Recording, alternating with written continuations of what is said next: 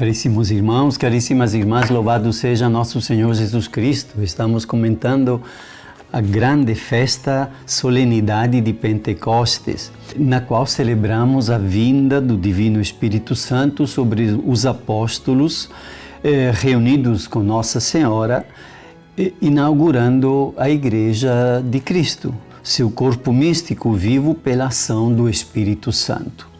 O Espírito Santo é chamado Paráclito, palavra grega que significa consolador, advogado, aquele que conforta e reanima. Veja como necessitamos do Espírito Santo, especialmente nesta temporada de pandemia em que parece que a nossa esperança vai para o céu. Quer dizer, se dissolve, se dispersa, se anula. Necessitamos reconquistar a certeza de que a nossa existência humana tem um destino bom. É olhada com amor e acompanhada com compaixão e misericórdia pelo Senhor. E o Espírito Santo pode renovar a esperança no nosso coração. O Espírito procede do Pai e do Filho, e é o amor que une o Pai e o Filho. Eu e o Pai somos um, fala Jesus, e nós estamos convidados a entrar como hóspedes dentro desta morada divina que é a Trindade, como participando daquele amor que liga o Pai e o Filho, e esse amor é o próprio Espírito Santo.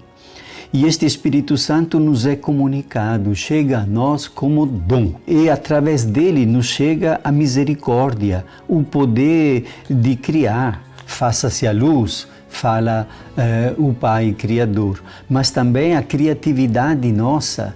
Irmã Dulce, toda a criatividade para construir um hospital que depois se tornou grandioso para atender os mais pobres e recriar a nossa humanidade, muitas vezes arruinada, a esperança, a unidade da família, o entendimento entre pessoas que ficam com muita facilidade se encrespando, a paz, quando tudo que humanamente se podia fazer parecia sem efeito. O Espírito Santo tem uma grande tarefa. Ele torna Cristo presente. Presente no ventre de Maria é pelo poder do Espírito Santo que a Virgem concebeu. Presente no pão e no vinho, quando o sacerdote o invoca e estende as mãos sobre o pão e o vinho oferecidos.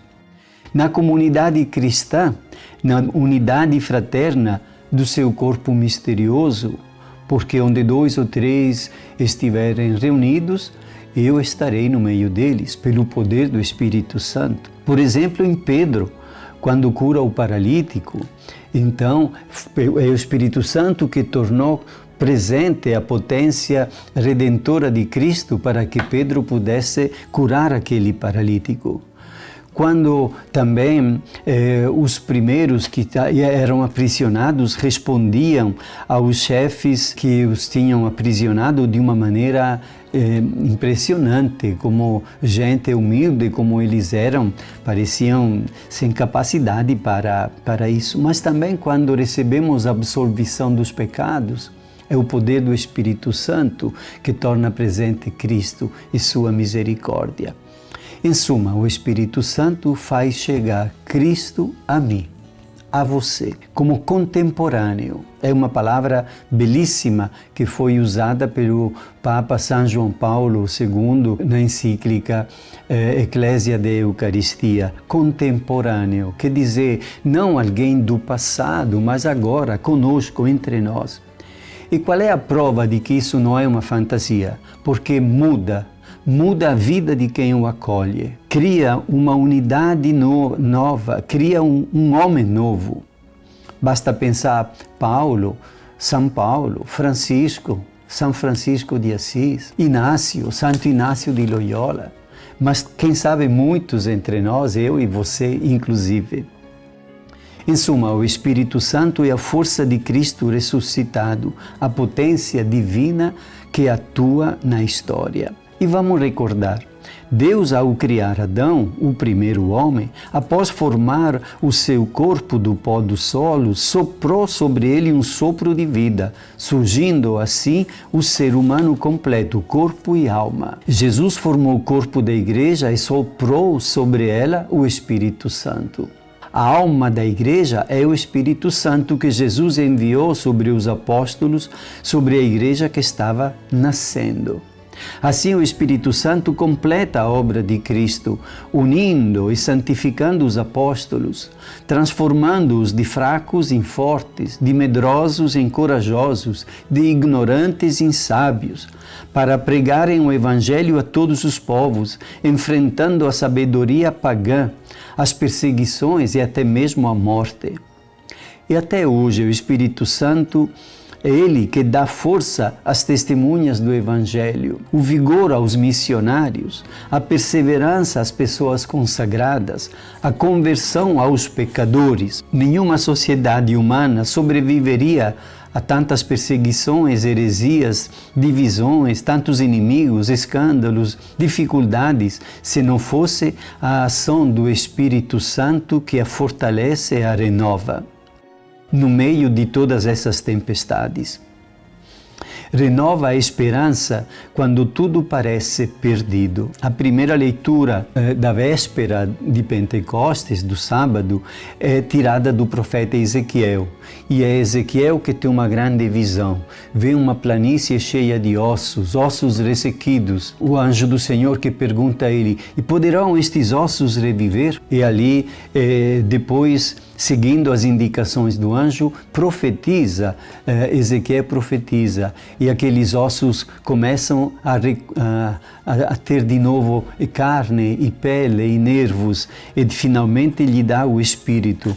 E então é uma renovação da vida pelo Espírito, que pode acontecer também agora. Nossa esperança parece que desvaneceu nesta pandemia, perdidos, abatidos, sem olhar de esperança para o futuro. E então, para nós, vale o que o anjo do Senhor tinha dito a Ezequiel: ó meu povo, vou abrir seus túmulos e fazê-los sair.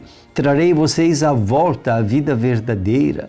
E quando eu abrir seus túmulos e os fizer sair, vocês saberão que eu sou o Senhor.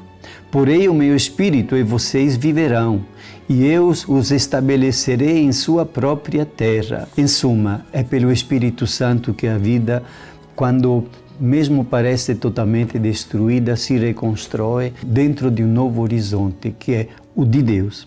E nós recebemos esse Espírito Santo no primeiro momento no batismo, depois é confirmado no crisma, o recebemos no perdão através do sacramento da penitência, e depois recebemos os seus dons, a sabedoria, a fortaleza.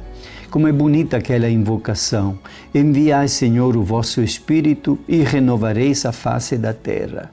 E renovareis em primeiro lugar a nossa face, porque esta nossa face é de terra e necessita ser renovada a cada dia, a cada manhã, para que possamos encontrar as outras pessoas com o olhar de Jesus Cristo, que acolhe e tem misericórdia, para que possamos nos deparar e enfrentar os desafios com sabedoria e com paciência, mas com esperança, para poder encontrar os caminhos de resposta e de solução. A Virgem Maria foi a primeira a ser repleta do Espírito Santo. Ela concebeu por obra e graça do Espírito Santo e acolheu o desígnio do Pai.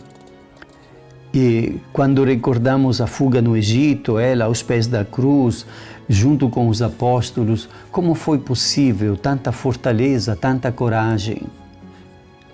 Por causa desta presença divina do Espírito Santo, do qual ela estava repleta. E uma antiguíssima invocação fala assim: vinde o Espírito Santo, vinde por meio de Maria.